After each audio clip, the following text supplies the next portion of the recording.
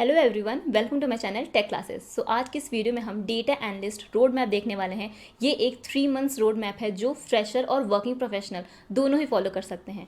सो इस वीडियो को मैंने 3 मंथ्स के प्लान में डिवाइड किया है। So first month will be the skill development, second month will be the project creation and networking and third month will be the job preparation. So you'll learn about all the skills required for the data analyst including technical skills and the soft skills. इस video में मैं आपसे एक detail syllabus share करने वाली हूँ जिसमें जितने भी स्किल्स और टूल्स रिक्वायर्ड है डेटा एनालिस्ट के लिए, उसमें क्या क्या टॉपिक्स आपको पढ़ने हैं, क्या क्या टॉपिक्स आपको कवर करने हैं, वो सारी चीज़ें आपको मिल जाएंगी। इसके अलावा हम कुछ टिप्स के बारे में भी देखेंगे, किस तरीके से आप 3 मंथ्स में अपने आप को कंप्लीटली प्रिपेयर कर सकते हो for the data analyst job. कौन सा राइट टाइम है नेटवर्किंग शुरू करने के लिए, किस तरीके से आप जॉब के लिए प्रिपेयर कर सकते हो, किस तरीके से इंटरव्यू के लिए प्रिपेयर कर सकते हो। तो ये सारी चीज़ें हमने इस वीडियो में कवर की है, तो वीडियो को लास्ट तक देखिएगा। और अगर अभी तक आपने मेरा चैनल सब्सक्राइब नहीं किया है तो सब्सक्राइब कीजिएगा और नोटिफिकेशन बेल को ऑन कर देगा, जिससे मैं जब भी कोई न्यू वीडियो अपलोड करूँ आपको नोटिफिकेशन मिल जाए। So let's start with the first month, that is skill development. So first month में हमें जितने भी स्किल्स हैं, टूल्स हैं, टेक्नोलॉजीज हैं, उन्हें लर्न करके प्रैक्टिस करके कंप्लीट कर लेना है। सो मैंने 1 मंथ ही क्यों रखा स्किल डेवलपमेंट के लिए, क्योंकि ये वीडियो को कुछ लोग ऐसे भी देख रहे होंगे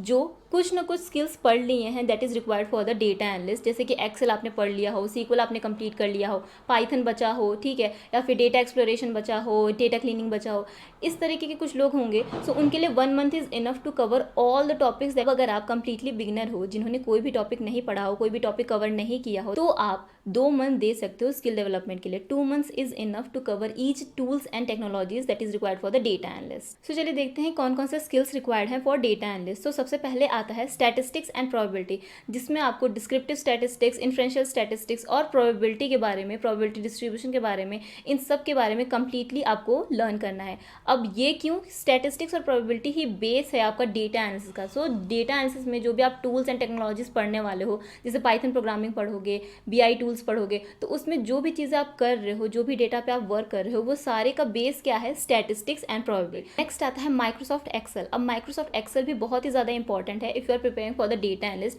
माइक्रोसॉफ्ट एक्सेल एक बहुत ही पावरफुल टूल है जिससे आप data analysis, data visualization, dashboarding और डिफरेंट काइंड ऑफ थिंग्स कर सकते हो एक्सेल पे। सो एक्सेल में आपको ये सारे टॉपिक्स कंप्लीटली कवर करने हैं और कोई भी टॉपिक स्किप नहीं करना। Next is sequel, structured query language. अब अगर आप डेटा एनालिसिस के लिए जा रहे हो तो आपको सीक्वल पे बहुत ही अच्छी तरीके से कमांड करना होगा। आपको एडवांस लेवल के सीक्वल प्रोग्रामिंग आनी चाहिए। सो सीक्वल में ये सारे टॉपिक्स आपको कंप्लीटली कवर करने हैं और उसके साथ साथ आपको प्रैक्टिस भी करना है। हैकररैंक एक प्लेटफॉर्म है जहाँ पे आप सीक्वल क्वेरीज को प्रैक्टिस कर सकते हो। वहाँ पे आपको डिफरेंट प्रॉब्लम स्टेटमेंट मिल जाएंगे based on the levels, like easy level, hard level and medium level. तो प्रॉब्लम स्टेटमेंट्स को आप सीक्वल क्वेरी की हेल्प से सॉल्व कर सकते हो, जिससे कि आपको बहुत ज़्यादा हेल्प मिलेगी इंटरव्यू के टाइम पे। इंटरव्यू के टाइम पे आपको कोडिंग राउंड में ज़्यादातर सीक्वल क्वेरी ही पूछी जाती है। आपको प्रॉब्लम स्टेटमेंट दिया जाता है और उसके बेसिस पे आपको क्वेरी लिखनी होती है। सो प्रैक्टिस बहुत ही ज़्यादा ज़रूरी है सीक्वल पढ़ने के साथ साथ। Next is programming language. अब प्रोग्रामिंग लैंग्वेज में आपको पाइथन भी मिल जाता है और आर भी मिल जाता है, that is required for the data analysis. अब आपको इन दोनों में से चूज़ करना होगा। मैं बिल्कुल रिकमेंड नहीं करूँगी कि आप दोनों लैंग्वेज को सीखो, क्योंकि उस दोनों ही लैंग्वेज से आप सेम चीज़ें ही कर सकते हो। सो आप या तो पाइथन चूज़ कर लो या तो फिर आर चूज़ कर लो। अब आपको क्या चूज़ करना है, अगर आपको डाउट हो तो मैंने एक सेपरेट वीडियो बनाई है, like what is best for data analysis Python versus R. So आप उसको देख सकते हो और उससे आपके डाउट्स जो हैं वो क्लियर हो जाएंगे और आप चूज़ कर पाओगे पाइथन आपके लिए सही रहेगा या फिर आर सही रहेगा। सो अगर आप पाइथन चूज़ करते हो तो पाइथन में आपको कुछ लाइब्रेरीज़ को कंप्लीट करना होगा। पहले तो पाइथन प्रोग्रामिंग की बेसिक सीखनी पड़ेगी कि आपको किस तरीके से इफ एल्स स्टेटमेंट लगा सकते हो, कंट्रोल स्टेटमेंट, किस तरीके से लूप लगा सकते हो, फंक्शंस कैसे लिख सकते हो, ये सारे आपके आ जाते हैं बेसिक्स ऑफ प्रोग्रामिंग में।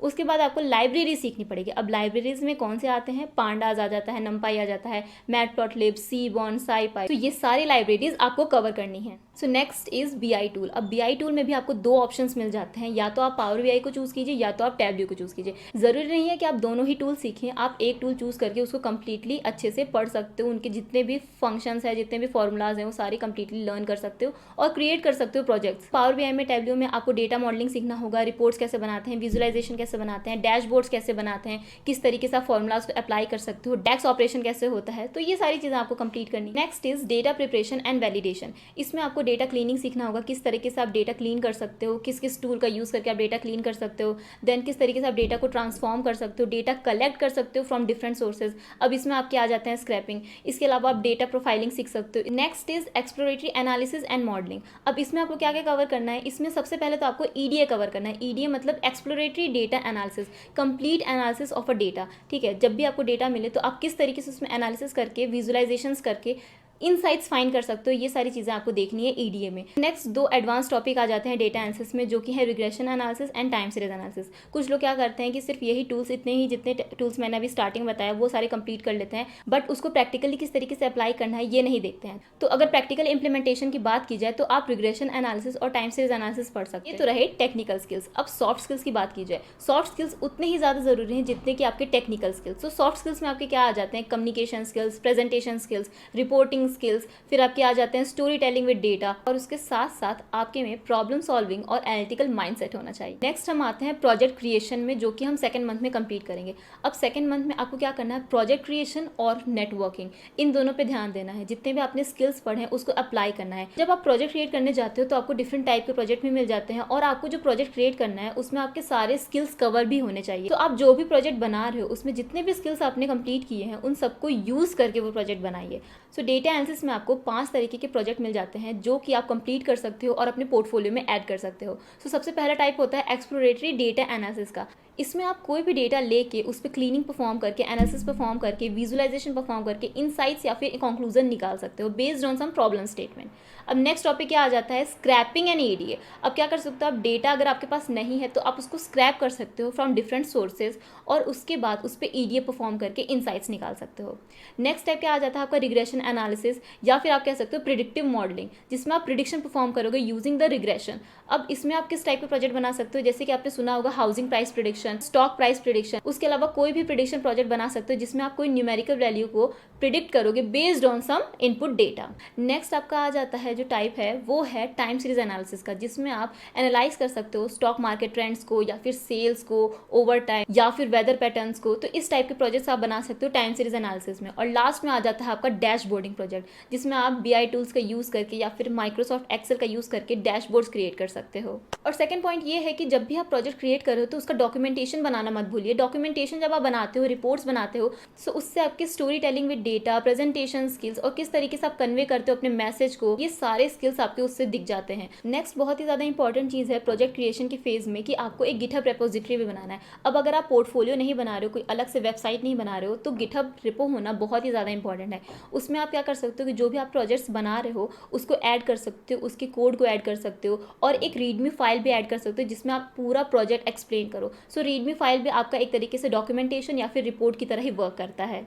सो नेक्स्ट और लास्ट इसमें आ जाता है नेटवर्किंग। अब नेटवर्किंग में क्या करना है कि आपको लिंक्डइन की प्रोफाइल को अपने ऑप्टिमाइज करना है, उसमें जितने भी सेक्शन हैं उनको कंप्लीट करना है, और जो भी आप प्रोजेक्ट्स बना रहे हो उन सबको शेयर करना है एज अ पोस्ट। इससे क्या होगा कि आपके इंप्रेशंस बढ़ेंगे, आपकी प्रोफाइल बहुत सारे लोगों तक जाएगी और आप कनेक्शंस बना सकते हो। तो आपको डेली बेसिस पे कनेक्शन रिक्वेस्ट भी भेजना है उन सारे लोगों को जो डेटा एनालिसिस फील्ड में वर्क कर रहे हैं। आप टीम लीडर्स को भी भेज सकते हो, आप सीनियर डेटा एनालिस्ट को भी भेज सकते हो, और आप एचआर मैनेजर और रिक्रूटर्स को भी भेज सकते हो कनेक्शन रिक्वेस्ट जो ऐसे कंपनी में वर्क कर रहे हो जिसमें डेटा एनालिसिस का वर्क होता है। So last month is for the job preparation. तो इस मंथ में आप क्या कर सकते हो कि जो कॉमन इंटरव्यू क्वेश्चंस हैं जो डेटा एनालिसिस जॉब के लिए पूछे जाते हैं, आपको ब्लॉग्स में से, वीडियोस में, बहुत सारी जगहों से आपको क्वेश्चंस मिल जाएंगे। आपको उनके आंसर प्रिपेयर करने हैं, किस तरीके से आप उनको आंसर करोगे, और फोकस करना है आपको technical as well as case studies वाले क्वेश्चन पे, क्योंकि वहाँ पे आपका अप्रोच चेक किया जाएगा, वहाँ पे आपकी नॉलेज चेक की जाएगी, प्रैक्टिकल किस तरीके से आपको कोई प्रॉब्लम स्टेटमेंट दी जाए तो आप उसको सॉल्व कर सकते हो, कंक्लूजन निकाल सकते हो, किस तरीके से आप डेटा एनालिसिस प्रोसेस को इंप्लीमेंट कर सकते हो। और इसके साथ साथ आपका जो पहला क्वेश्चन होता है टेल मी अबाउट योरसेल्फ, इस पे भी आपको अच्छे से प्रैक्टिस करनी है। रेगुलरली प्रैक्टिस कीजिए कि किस तरीके से आप अपने आप को प्रेजेंट करोगे सबसे पहले, क्योंकि यही फर्स्ट इंप्रेशन होता है। तो आपको इसका आंसर भी अच्छी तरीके से प्रिपेयर कर लेना है, और किस तरीके से आपको प्रेजेंट करना है अपने आप को, ये देखना है। आपको ये क्वेश्चन भी प्रिपेयर करने होंगे कि आपको इंटरव्यू के बाद जो पूछते हैं इंटरव्यूअर कि आपको हमसे कोई क्वेश्चन है तो वो पूछ लीजिए, ठीक है। तो उसके क्वेश्चन की लिस्ट भी आपको प्रिपेयर करनी है कि इंटरव्यूज़ के बाद आप किस टाइप के क्वेश्चन पूछ सकते हो इंटरव्यूअर से। ठीक can also continue your networking phase in this particular month as well. So जिस भी जॉब पे आप अप्लाई कर रहे हो, अगर उस कंपनी में आपके कोई कनेक्शन वर्क कर रहे हैं तो आप डायरेक्टली उनसे रेफरल के लिए भी पूछ सकते हो। सो इस मंथ में डेली बेसिस पे आपको क्या क्या चीज़ें करनी है। फर्स्ट आपको क्या करना है कि आपको सारी चीज़ें रिवाइज करनी है जो भी आपने प्रिपेयर किया है। सेकंड, जो कॉमन इंटरव्यू क्वेश्चंस हैं आपको उन्हें प्रिपेयर करना है। थर्ड, आपको कनेक्शन रिक्वेस्ट भेजना है उन सभी लोगों को जो डेटा एनालिसिस की फील्ड में वर्क कर रहे हैं। तो फोर्थ, आपको अप्लाई करना है ज़्यादा से ज़्यादा जॉब एप्लीकेशंस पे। इस मंथ में आपको अपने रिज्यूमे के साथ साथ कवर लेटर भी प्रिपेयर करना है, और जो भी आपने प्रोजेक्ट्स बनाए हैं उनको प्रैक्टिस करना है कि किस तरीके से आप एक्सप्लेन करोगे इंटरव्यू में। सो प्रोजेक्ट्स को प्रिपेयर करते वक्त आपको क्या चीज़ें ध्यान में रखनी है। फर्स्ट, तो उसका एम प्रोजेक्ट का एम क्या था, सेकंड आपने किस टाइप के टूल्स एंड टेक्नोलॉजीज़ का यूज़ किया है, किस टाइप के फंक्शंस यूज़ किए हैं, और थर्ड किस टाइप का कंक्लूजन उसमें से आपको मिला है प्रोजेक्ट्स में से। सो आपको उसको प्रेजेंट करना आना चाहिए, किस तरीके से आपको प्रेजेंट करना है इंटरव्यूज़ में, इस पर आपको अच्छे से प्रिपरेशन होनी चाहिए, क्योंकि प्रोजेक्ट्स तो ज़रूर से ही पूछा जाता है इंटरव्यूज़ में, तो आप उसको स्किप नहीं कर सकते हैं। So this is the complete 3 months data analyst road map, and don't forget to check the detail syllabus given in the description. अगर आपको ये वीडियो अच्छी लगी हो तो लाइक कीजिएगा, कमेंट सेक्शन में ज़रूर बताइएगा कि आपको वीडियो कैसी लगी। Thank you.